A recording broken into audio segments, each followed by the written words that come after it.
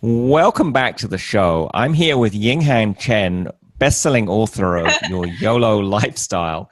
And we're going to talk about how she creates goals using her intuition and 7 methods that she has to do that. And we'll look at how you can tell if you're ready for your goal by testing your body and some ways she creates her YOLO goals. YOLO stands for You Only Live Once, in case you didn't know that. And we'll look at some transformation. Ooh, there's the book. Yay. For those of us joining on video. Yes, that's clever of you to have that there. And we'll look at some questions you can ask yourself that will help you transform. And we'll also look at some of the pitfalls of intuition.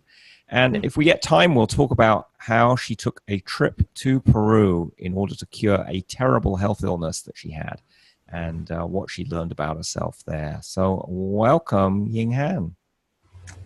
I'm very honored to be here for the 3rd time. Yes. Always a pleasure to connect with all of you guys. And wow, like what a journey it's been. Yay.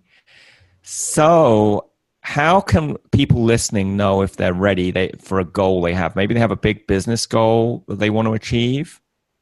But how would they know if they're actually ready? Is there a secret that their body could tell them?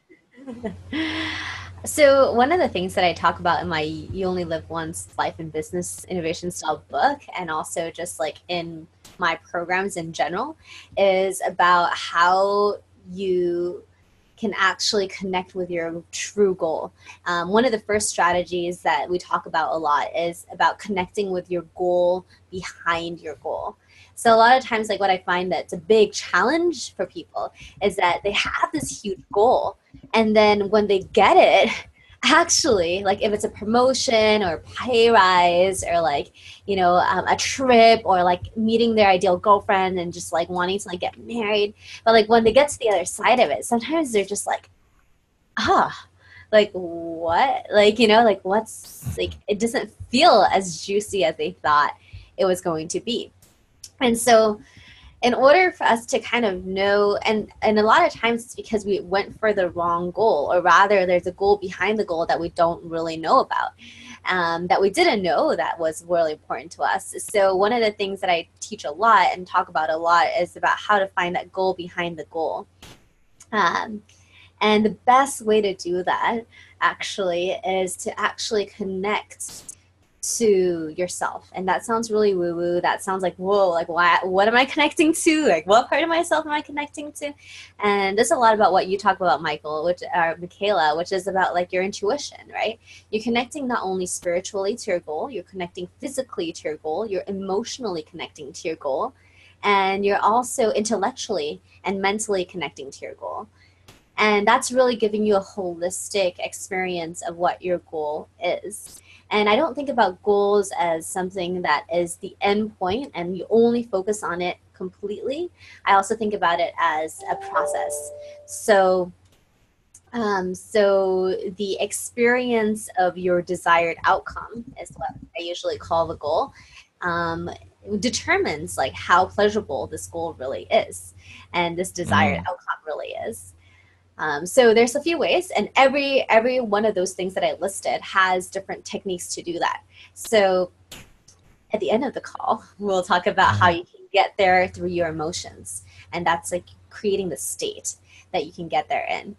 The other way is using your creativity to get there. So visually getting your goal and infusing that emotion within you. Physically, you can check in with your body, whether or not your body is ready to embark on this big desire. Whether it is something that's out of your mind. Like I read somewhere, I was reading my senior yearbook today. It was like on my bed, and I like opened it, and I read somewhere where people were just saying like to my other friends, like how is they were like good luck on that filmmaking journey of being a filmmaker. And he's currently a lawyer. So so I was thinking like there are things and there are goals in your life where like the essence of it could be something different than the physical form.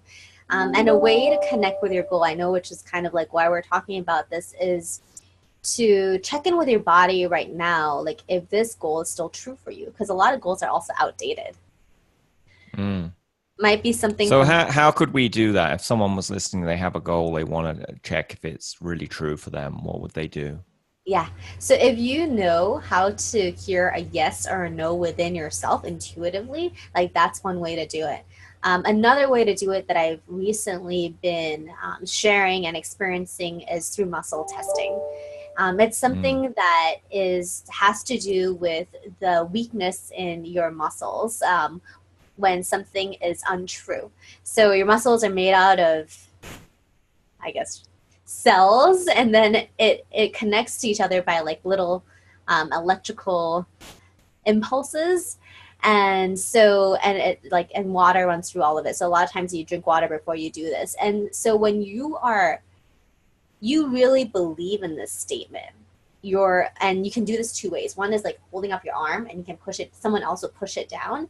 And if it goes down, that means it's not true. And if it stays strong, it means it's true. So your muscles actually are stronger when something is true for you in your body.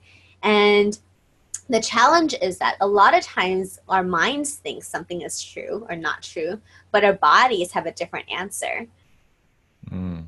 For example, like you're thinking that, your ambition goes, I want to make 6 figures within the next 6 months, mind, right?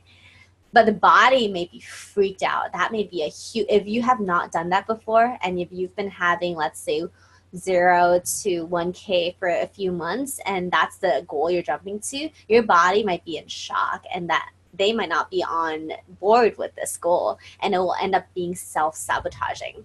So Mm. so one way to notice like what actually might be stopping you, or like if your body is on board with all of this, is to check in with muscle testing. And if your body is not on board, you have two choices. One is basically change some beliefs to make it come on board, or the second one is make the goal smaller or something that you can actually receive right now. Yeah, so super simple though. If you guys want to learn it like right now and test it in your life, we don't have time to go into like the details, but there's a really simple one where it's basically using your fingers, and I have a video on that. You can email me and I can just send it to you to know how to say a yes or no. But basically what you want to do is you want to get some consistent yeses and some consistent no's, and so you know what your body is like when it's a yes or no. So it's basically like a finger like this, 2 fingers kind of like going right through it. And then, So you've got interlocking, she has interlocking circles of her fingers for those listening on audio. oh yeah, And then, interlocking fingers. It's like saying an okay sign, but then it's like two okay signs kind of right. And then intertwined. you try and hold them together as hard as you can, and you pull them apart.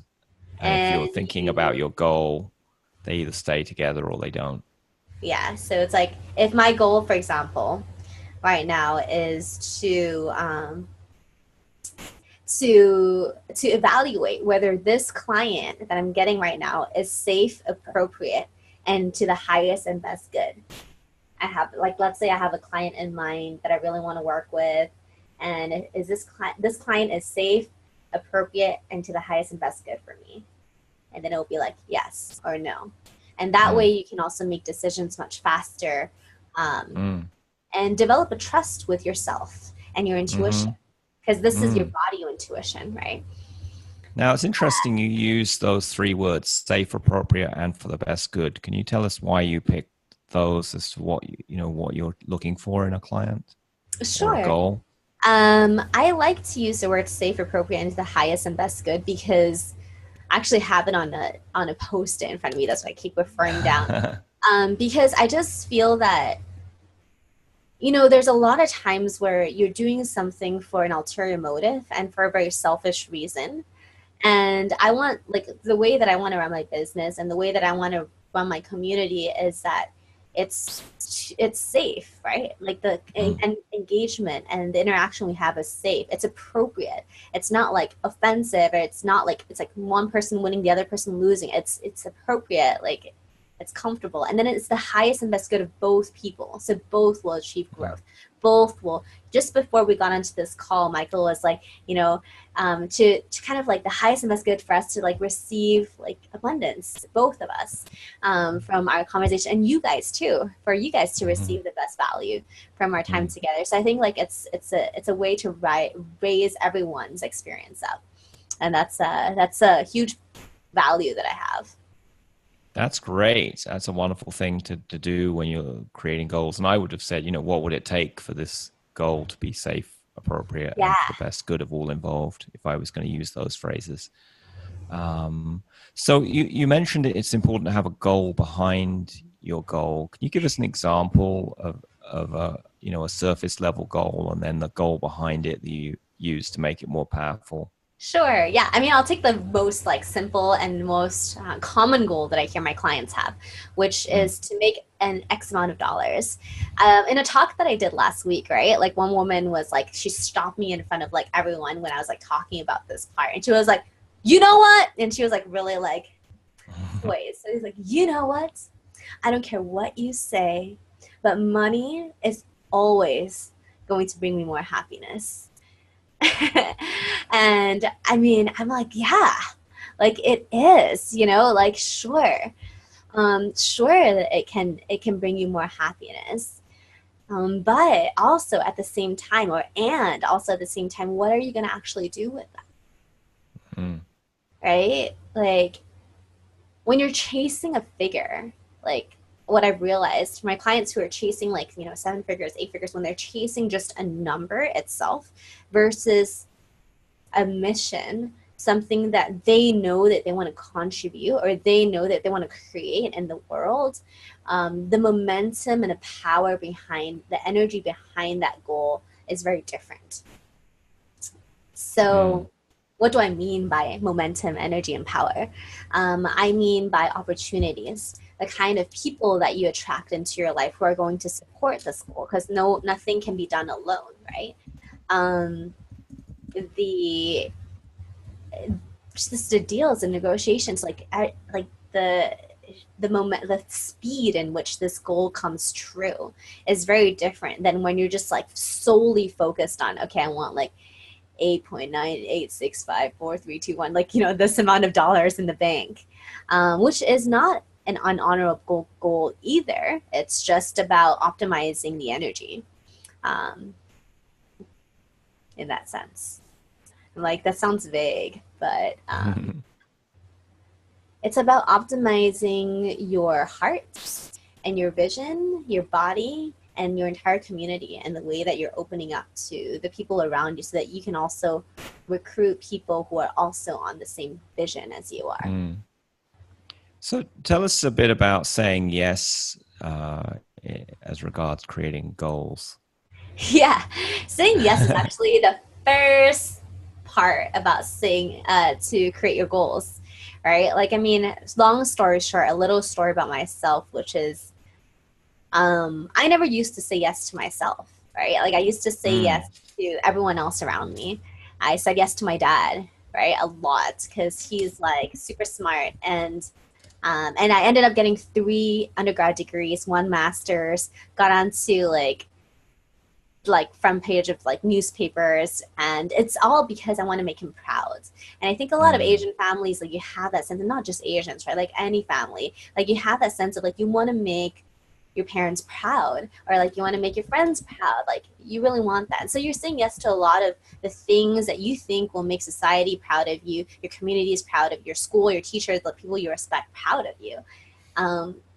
But what do you actually want, right? So my core message, I mean, for me, like I actually found myself going through a downward spiral, because while I was making them proud, I wasn't being fed. I was feeding that. And I thought that was going to give me the love that I needed to feed myself in order to feel loved. And this was like high school, college times, and a little bit after college. And as a response to that, I got really stressed out, and I started developing an eating disorder, which basically I found myself at the peak of my career having the worst relapse of an eating disorder that I had hidden for 10 years. And so, which one did you have? Were you throwing up, or were you not eating? I would say like both, but Like more both, yeah. more throwing up than not eating. Okay. Yeah, it was Yeah. more like a compulsive consumption to Mm-hmm. bottle up emotions because I didn't know how to deal with a lot of Oh. emotions. And so Mm-hmm. that was a way to push it down physically and Mm. then a release of all the emotions. So then I could just Wow. relax. You Um, almost make it sound fun, it's fun until you're just like, this is controlling me and I'm not controlling it and this is not Uh, cool. Yeah. right. Well, it's also bad for your throat and teeth, right? Throat, teeth, like psychologically, you're just like, I'm an Yeah. imposter. Like nobody knows who I really am. If they really found out who I was, they would Oh, you never. didn't tell people you were doing this? Nope, nope. It was a secret all along. Like even the boyfriends that I Oh. had, I'm like, hello, you guys are living with me for 1 year, but like I kept a good secret. Um, Oh. but yeah, I know, good secret keeper. But Mm. really to my detriment. Wow. Because I Why did wouldn't you let keep it a anyone secret? because I didn't want anyone to support me and I wanted to do it on my Oh. own. And I didn't believe Oh. that anyone was going to accept me for who I was. I thought they were all going to judge me. It was shame. Mm. Shame. I was ashamed of myself. Yeah. Mm. And I didn't dare to share this with someone because I felt like if I did, then everything I had accomplished until that point was completely negated. And it Mm. was like, Oh, yep, wow. you're just this like useless, like piece of crap. Like that was like the mindset I was like having going through my Wow. And yeah, it yet was if someone had looked from the outside of the career you were having and the money you had, they might have thought, well, what a successful woman. yeah. But And inside, you didn't feel that at all. no, and then I went through the world. I searched the whole world for answers. Mm. Psychologists, doctors, experts, and then this was all done in secret. So it's on the disguise of other people. And so This could be a book. My secret travels around the world. in the preface, I Oh, it's in the condensed preface. Okay. the It's in the book. There we go. That's the every story. part of you wants you to win. Mm. Even this part of the story wants you to win. Oh. Your part, So whatever your secret is out there. do you think this was your intuition trying to tell you something in some way Yeah, in definitely. retrospect? It was just like Mm. you're not happy, like dream Mm. bigger, or it's like Mm. figure this out, like stop what you're doing, stop, Mm-hmm. just like take a break and just get some perspective. So I mean, like long story short, I went the world, searched the world, even went to shamans in Peru, studied with them, did ayahuasca. That didn't help, and I was like, That's shoot. kind of ironic, right? You have a vomiting disorder and you go to drink ayahuasca, which makes you vomit, right? Yeah, I didn't even vomit there. I You mean, didn't. I like did it and then I like yeah, no, it was really weird You for held me. it in. I held it in, but it was still weird. Like anyway, Mm. it was a weird Okay. experience, but it was great though. I mean, I learned about compassion. I learned about Mm. um I truly experienced compassion, but that's a story for another day. I was like, I can totally go into Right. it now. Yeah. But the thing that really did it for me was actually a trip in Spain, similar retreat, plant medicine, and in the depths of it, I literally it was like a 48-hour trip with like an 8-hour like intense moment, and in Mm-hmm. the depth of that, actually, I felt so clean because we had fasted the day before. There Mm. was nothing in my system. My Mm-hmm. brain, my heart, my mind, and my spirit was all connected. Mm. Basically, like I had gone through the physical, the emotional, the psychological healing of all of this stuff. Even went to coaching and like got certifications. But I thought like the last frontier was the consciousness level, the spiritual level that I needed to heal. And so at that moment, I knew that there was a road of no return because like this was like my last resort, and there was nothing else that I could do after this at this point in my life. And so at that moment, I just asked myself, like, am I ready to like let Mm. this go? Mm. And deep within me, like a voice, bubbled up and answered before I even finished my question. And I was Oh my like, God. yes. Oh, It was wow. certain. And then you didn't have the issue And I after just that? knew. Yeah, I just knew. Wow. I just Wow. knew knew that this was who I really was. And I knew that from that day onwards, I needed to say yes to me. And because saying yes to me is going to have the world say yes to me. And so that's the core message I want to share with you guys and all of you, to say yes to yourself. Because, yeah, I mean, it cost me my health and my, it's like a life. Yeah. Yeah, so that's maybe why the Y in YOLO stands for yes. Yeah. Yes, only live once. Yes.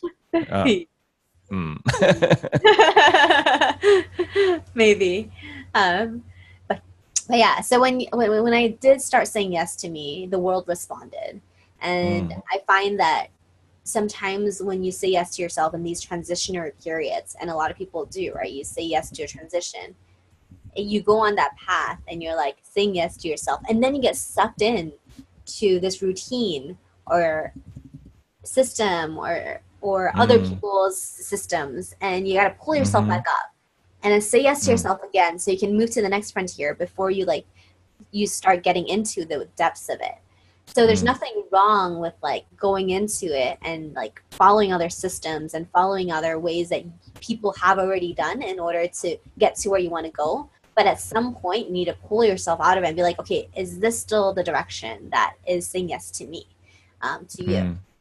And I find that entrepreneurs oftentimes, they take success stories and people who sold their companies and have this visions of what they wanted to achieve, and they just copy step by step, or they try to emulate that because they don't want to reinvent the wheel, which is great at saving time. But still got to remember somewhere, is this really saying yes to my dream behind the dream, my goal behind my goals? And that really helps create that holistic balance of, your own spirit and your soul and your calling and your purpose and your doing and your business and your structures and your physical material world. Yeah, that's my take on that. So, as well as saying yes to yourself, what else helps you create your goals? Yeah. I mean, the vision, we talked about that. That's connecting with your emotion and creating a vision from a perspective of emotion. Because we basically are just moving from state to state to state as a human experience, right? So that vision stuff is the opt-in, or you guys can download that, and then you can experience what your vision is like in that emotion. And the second thing is emotion. When you are creating your goal, a really good thing to have is to actually receive the emotion from the future of when you have already achieved that goal. Because when you're actually going for a goal, you're not really going for the thing itself, like selling a company or I don't know, flying to outer space, right? I'm like moon and Tesla, or SpaceX. But I'm like, you're actually what you're really going for is you're going for the feeling of what you receive at the end of that goal. And so if you can download that feeling into your system right now, then you might be able to open up experiences and opportunities that are in line with that feeling in your reality right now. This is a very spiritual way of talking about this, or a very energetic way of talking about this. But what this basically means, it's a way to trick your brain into creating the possibility right now. Because the goal, the only thing that's in your way from you right now and where your goal is distance. You want to close that distance. So that's why emotion is important. And emotion is actually the best way to generate the correct emotions for your goal is through understanding your commitments and values. And that's point number 4. So if you guys have not been following, it's point number 1, saying yes to me. Second one is your YOLO vision, which you can achieve through states. Third one is emotion, which is connecting with your future emotion. And then the fourth one is your commitments and values. Every single person have personal values. They're different from societal, maybe the same, we don't know. But they have personal values that take you off or make you super happy. So So it's important your goal is compatible with the values you have. Otherwise, you're just going to lose energy in going towards the goal. Totally. I mean, there's no point like achieving someone else's goal because it's like it's not personally pulling you towards it. Yeah. But so many people do that, right? They achieve someone else. If that sounds like you did that in your life in the beginning, right? Yeah.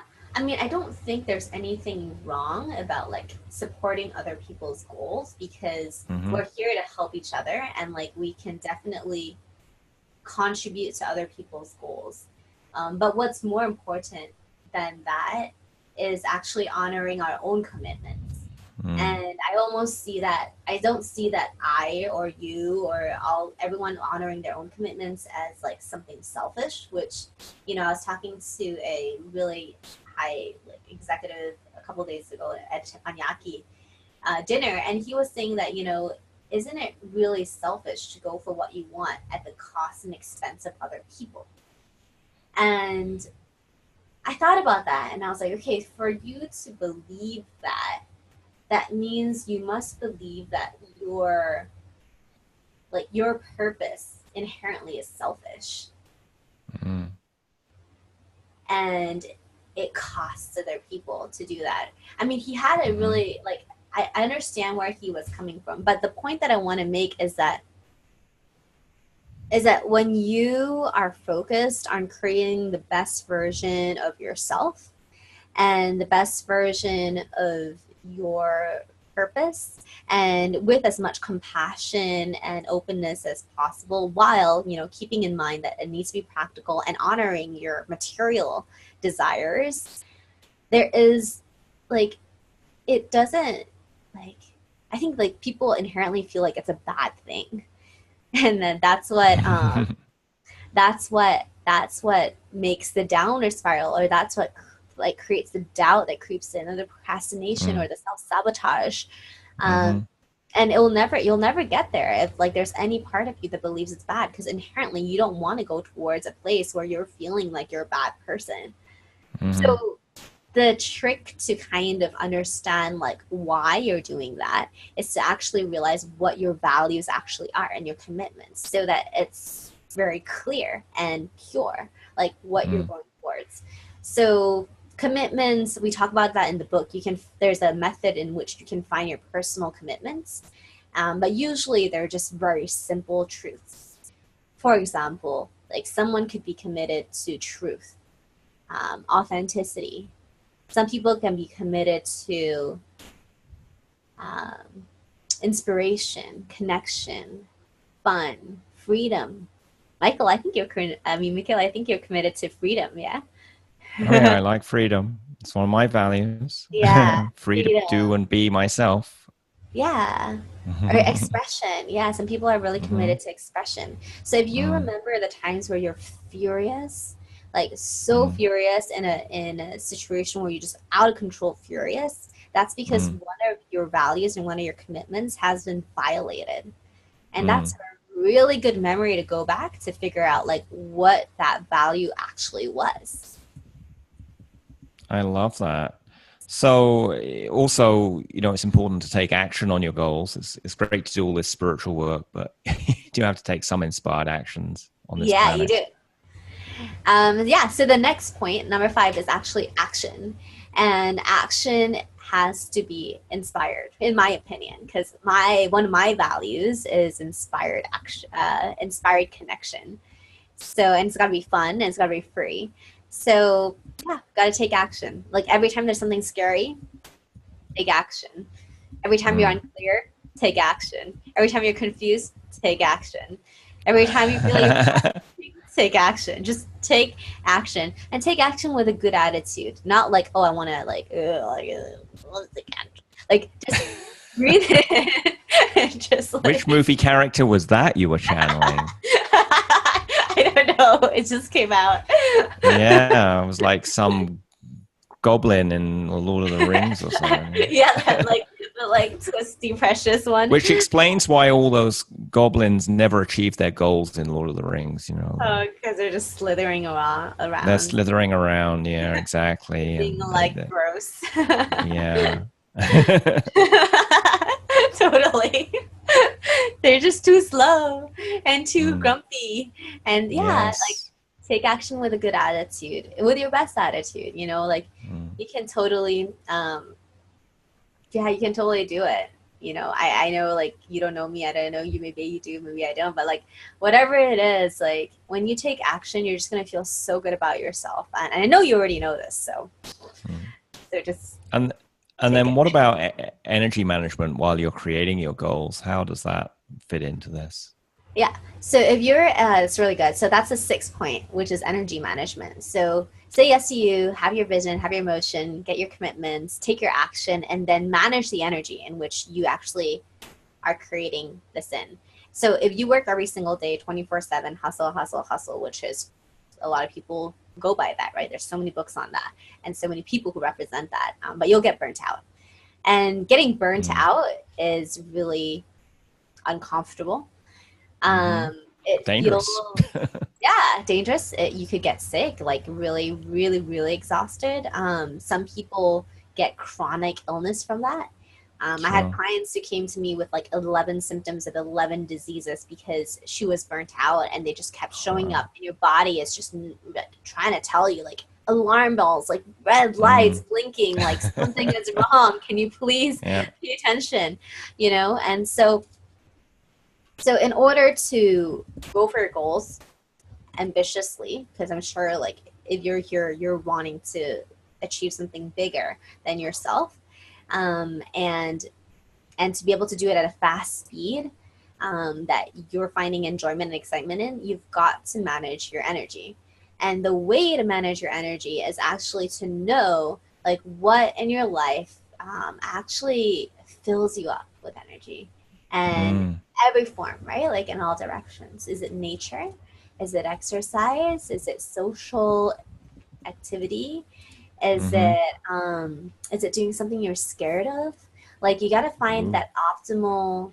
Can we put all those together into one thing? We'll go bungee Yeah, jumping in nature with our friends. you can. And I do that a lot. Like, I'm just going to go to Koh Samui in 2 weeks to research the retreats, because I'm running YOLO retreats where people get to experience the transformation in a weekend. So I'm researching beautiful retreat centers. I'm inviting my friends, my nomadic friends, to come with me, and we're doing jet boating, which is basically a boat on like a roller coaster, but it's like on the water, like going through like canyons. That's one. And then we're ATVing around the whole Koh Samui for 4 hours. So it's like kind of like combining all the different activities so that it's using a lot of energy. It's using a ton of energy, like physical energy, but then it like fills you up with a different energy. So you want to make sure you are very aware of that balance. Especially when you're picking the activities and the things that you decide to commit to. Is this activity draining you of energy, or is it filling you up with energy? People that you talk to. Some people really like having your time. Are these people draining your energy, or are they filling you up with energy? Yes, I talk about energy vampires in my book. Me I think that's really too. important. It's a really important thing to look at, which people give us energy, which people drain it, and also which parts of our business give us energy and which parts drain it, because you Yeah. can look at that too. So great that you're doing that as well. So, you use your intuition a lot in your business. Are there any pitfalls to using intuition that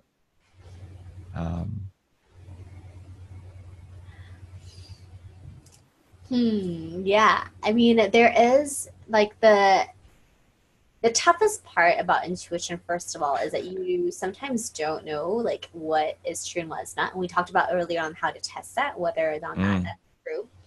But the second thing that I find sometimes when I have clients who are like overly like relying on intuition is that they believe that things will just show up in full form, um, as long as they like it's that law of attraction pitfall, where you believe that if you just think about it and you just imagine it, you have your emotions, you have your vision, everything will just show up exactly the way that it is, in perfect condition, wrapped up in a present for you. And I used to believe that. You know, I was like listening to Abraham Hicks. I was like, yeah, like I'm going to imagine my ideal husband and it's going to show up and I'll meet it and I'll know exactly who this person is. Well, you'd know because he'd be wrapped up in wrapping paper with a bow around him, I right? know, just be popping out and dancing in like perfect abs, you know, and just swinging off my feet. And yeah, it doesn't happen, right? Like, I mean, yes, there's a ton of things that, like, when I look at the guys that I'm dating or the guys that I'm meeting or attracting into my life, they're like ticking so many of the boxes that I have.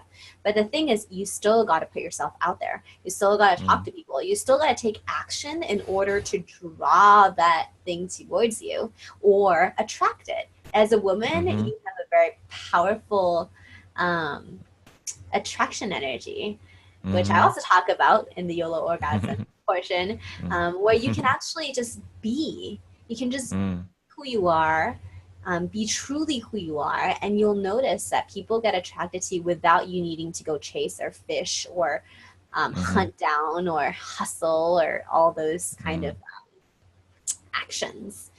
You still have to take action in order to be. So you can be, and then you can put yourself out there as who you really are. So some people just are waiting around for the universe to come to them, and you're saying you need to take some action as well as doing. I mean, if you're like a saint and you're super patient, like yeah, like you know, try that. If that works for you, great. But I like things faster, and I like to help the universe to help me. So for me to help the universe to help me, it's really about taking small micro commitments. So in marketing, we do this thing where we allow our audience to make micro commitments for their transformation, right? Or within the work that I do, so that it's not so overwhelming. And so the same thing with the universe, right? Like you want to be able to make micro commitments in the form of action to let the universe know that, hey, I'm actually really committed to this goal. And so by taking small little actions, you can create that momentum and that experience for yourself. Same with exercise, right? Like you don't go from like nothing to running a marathon. You want to start like maybe 3 times a week or 2 times a week or even 1 time a week running, and then you start building it on there. So yeah, so take that action. Otherwise, if you just sit around and wait for it and expect yourself to get in full shape.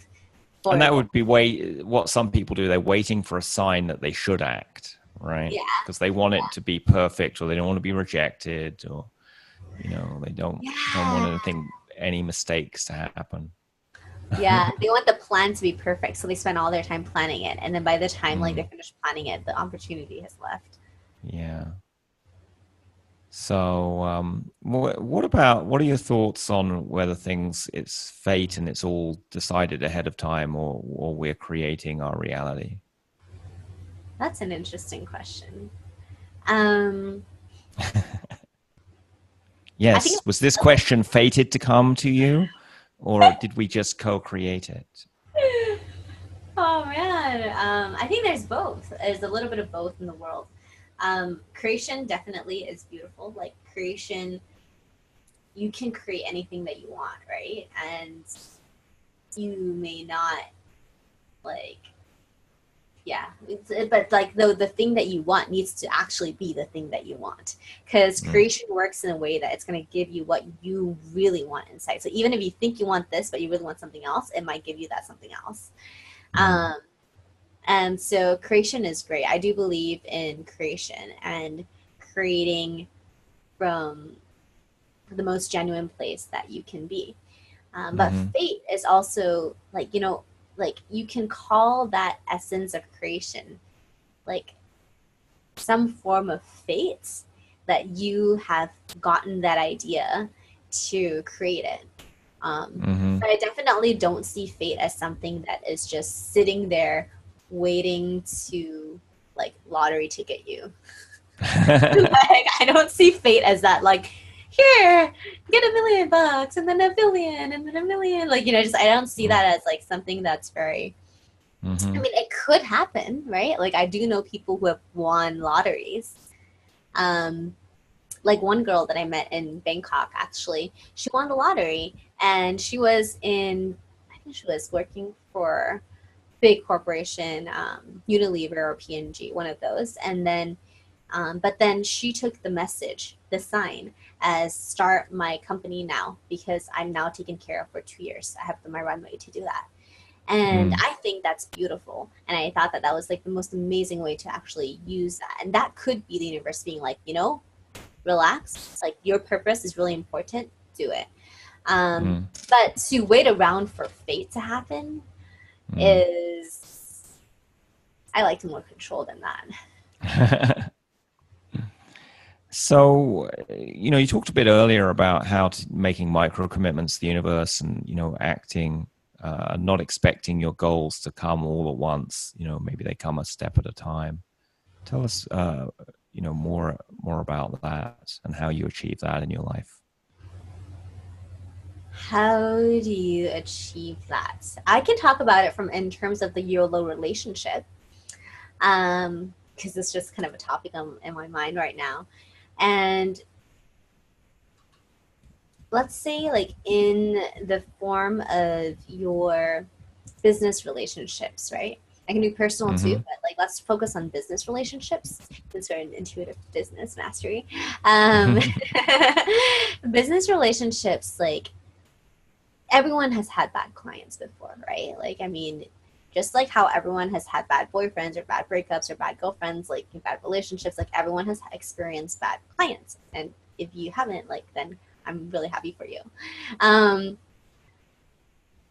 But in terms of attracting the right kind of clients to you and ideal clients where you are positioned in the best place to help them and they're positioned in the best place to receive your value and your help, takes a lot of clarity. So those 8 steps that we kind of talked about earlier, or the 7 areas that we talked about earlier, to understand like what specifically like is best suited for you right now.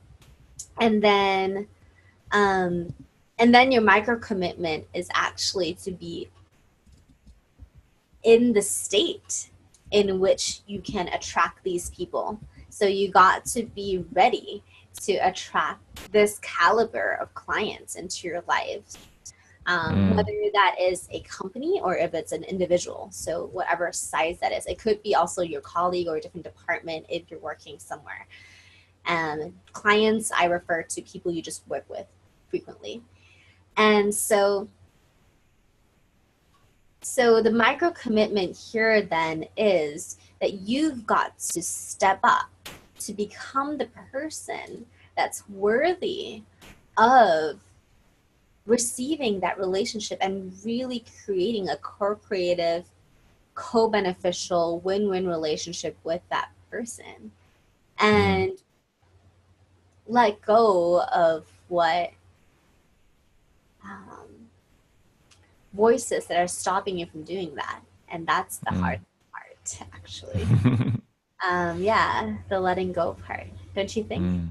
What do you think? It can be hard to just let go. You know, you set a goal and you take action, and then being able to let go and receive. A lot of people are very bad at receiving. Yeah. You know, Totally. so getting good at receiving is a good skill to have. Sort of related to this, I know you're a really high achiever, and I just have this imagination, perhaps the listeners do too, that your schedule is just packed, solid. But I know that's not the case. So why is your schedule not packed every day, filled with activities? It's like not packed with activities, but then it ends up being packed with activities that I never even thought I would be a part of. So, okay, so this is my basic schedule. Well, to answer your question, why is it not packed? It's because I love spontaneity. Like my values that we talked about earlier, my commitments are freedom, fun, and inspired connection. So I knew that actually one of my mastermind buddies called me out on this and was like, if you're committing to all these things, where is your freedom? And I was like, that's right. Like, where is it? If my schedule every hour is planned, I don't have freedom of my time. And like I came into this business wanting that freedom of time. And so I had to redesign the way that I approached my weekly calendar.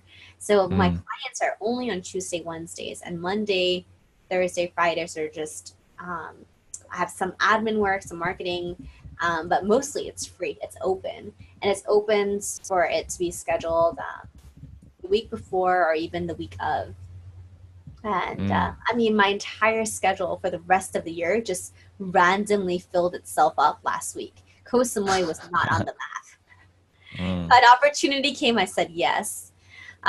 Even after our conference in Bangkok, we have this 1 week conference with a lot of digital entrepreneurs that are doing really, really amazingly in the companies that they built. Like after that, like everyone just kind of chills.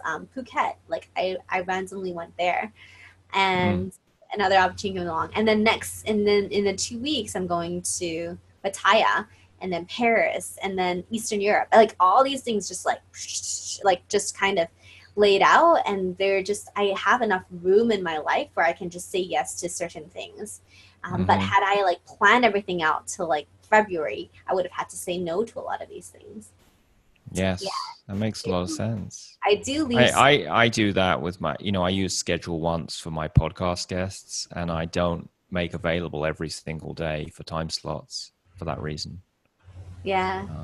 So it's interesting. And I also, like when I take a trip, I block out the day before the trip and the day after. So I'm not running around trying to do lots of scheduled things before a trip or just after when I come back. Yeah, it's a bit hard to control, like if the taxi's going to be late or like the travel thing. Yeah.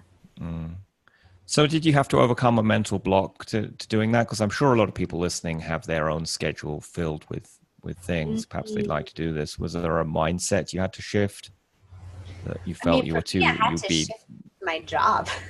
Oh. I had to change jobs. Like I couldn't do this in Ogilvy. I used to work in Ogilvy in my advertising agency, right? And but that's not even true.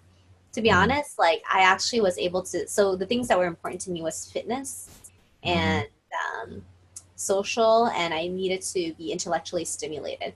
So even with that schedule, actually, sometimes the schedule is also very freeing because then you know which part of the schedule you can actually consistently dedicate to a topic or an area. So for me, like what I did, if I did have a really fixed schedule, like what I did was I actually time before my day began. So like 6 to 8 a.m. every day would be yoga, workout, something.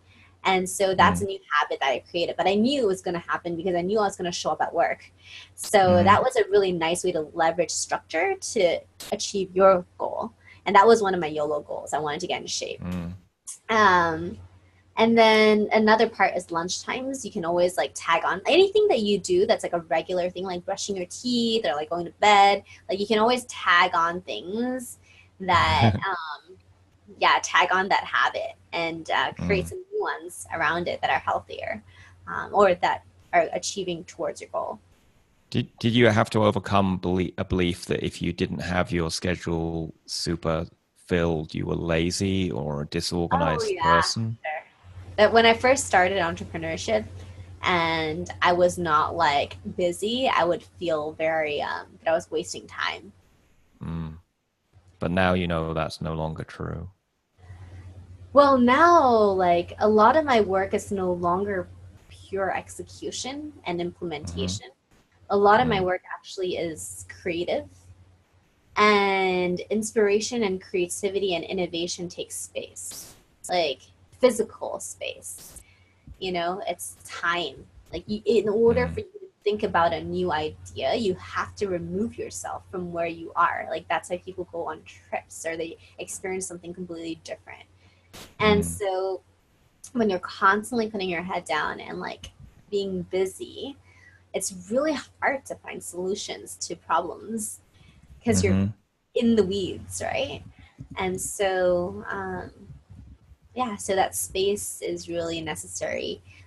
If you can't find time in your schedule, so anyway, I won't go into solutions, but yes, in terms of problems, Yes, I definitely had to figure out like how to honor space because I did not want people to think that I was lazy, or I did not want myself to think I was lazy, and I didn't Mm, want to blame myself if I didn't hit my targets. And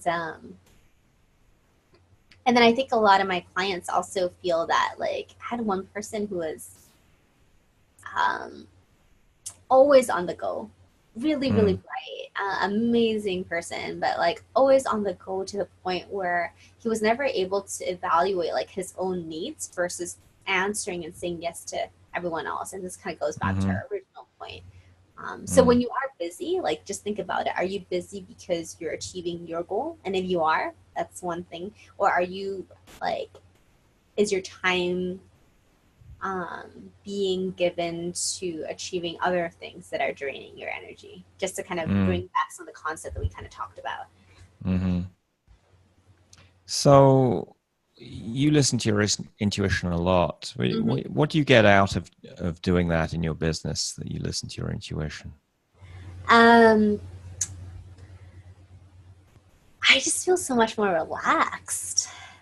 Mm, Because intuition is like, and I know a lot of you guys may think like, oh, that's so hard, or like, I don't know. I debate with my intuition, or like you don't believe in your intuition, or you don't even know what it sounds like, or you don't know like how physically to connect. Or if you are advanced, then you are like, oh, like of course listen to your intuition. Um,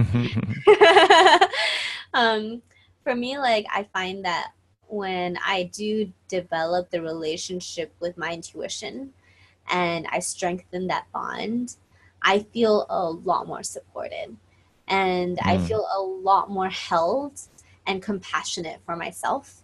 And I feel like I make decisions based on my heart, and I make decisions based on my like mission, or a deeper meaning, like a more meaningful place rather than just purely my intellect. mm. I think intellect is amazing. Like, you know, I love learning academics. I can nerd out 7 hours straight on artificial intelligence, cryptocurrencies, like, all those kind of things.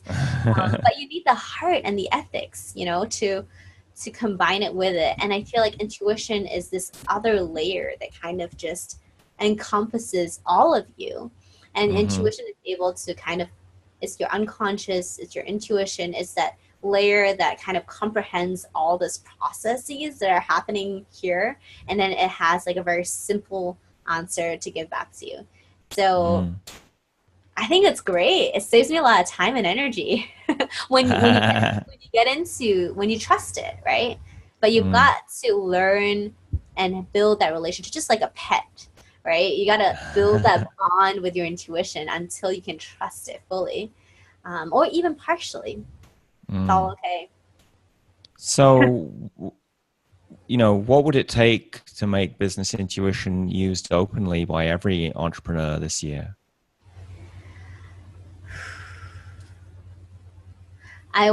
The first thing that came to my intuition said results. Um, Mm.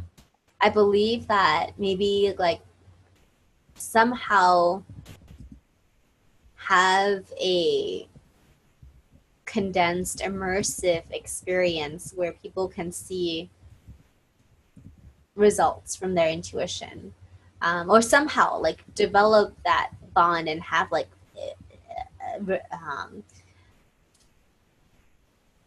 a transformative experience that you can't go back to where you understood this previously.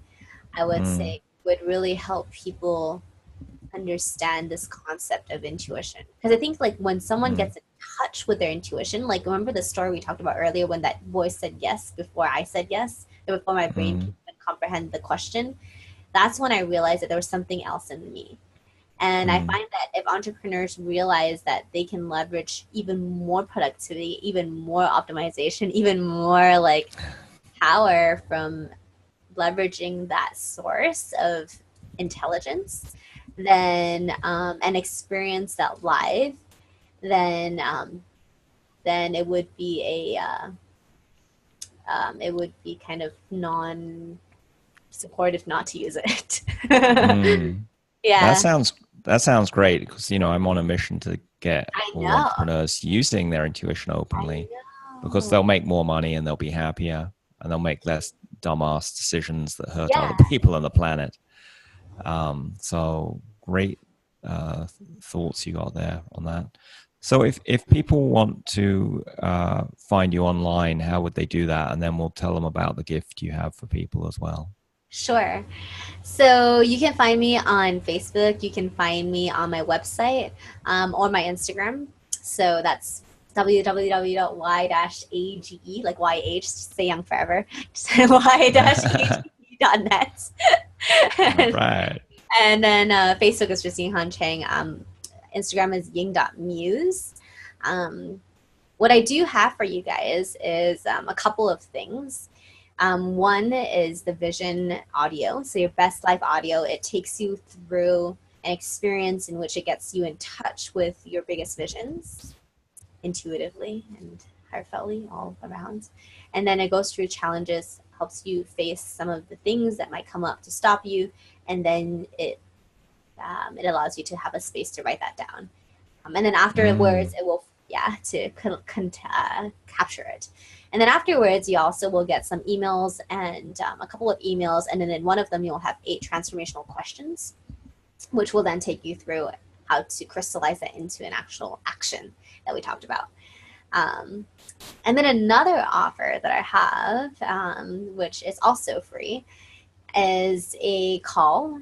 And that is about receiving. So we talked about earlier around how we can set these goals, we can go for these goals, take these action, but when we actually get them, it's really hard for people to receive. And so if you have any challenges in receiving compliments, like you have a problem receiving. And if you have a problem receiving, you're not going to be that happy in your life, because if you can receive 100 units of happiness and you're only receiving 1 unit, you're not efficient. And so one of the easiest way to receive actually is to practice it deliberately. And for a woman, or for even for men, what you can do is leverage the practice of deliberate orgasm into this. This is a completely different topic than what we've talked about, but it is really practicing that advanced level of receiving. And so I have a recording of a class on that I would love to share with you if you're at that stage right now. Wow. Might add thousands of dollars to your profit by doing that. Receiving abundance. I have so many clients, they have so much in their lives, flying first class everywhere, living in 5-star hotels, but just not happy because, receive it. Gotta receive it to enjoy it. Yeah. Well, thanks so much for being on the podcast today. It's been an interesting journey. And there's like one thing I wanted to add, but like I was like, sure. Okay, so I want to say like why receiving is so cool is because, like, memories, like if you're a psych major, you probably know this, but memories are stored as fragments in your brain. So when you're actually recalling memory from your brain, it's actually different pieces or fragments that come together and it creates this experience for you. So every time you recall a pleasurable experience, you're actually not only recalling those fragments, but you're layering it up with another layer of pleasure before you put it back in. And so when you're learning to receive and you can milk those memories that are giving you the positive feelings that your goal, the goal behind a goal, is actually all about, you can imagine how that can strengthen that experience and can really like fulfill your body and give it this like reward that is truly what you're looking for. And so I do a lot of practices with my community on how to receive this practically on their day-to-day lives and when it comes to business. So I just want to share that. So if you guys have experiences that you loved, like talk about it with someone and you can like massage it and enjoy it even more. That is a great tip to end on. So thanks so much for being on the podcast, Ying Han. Of course, always.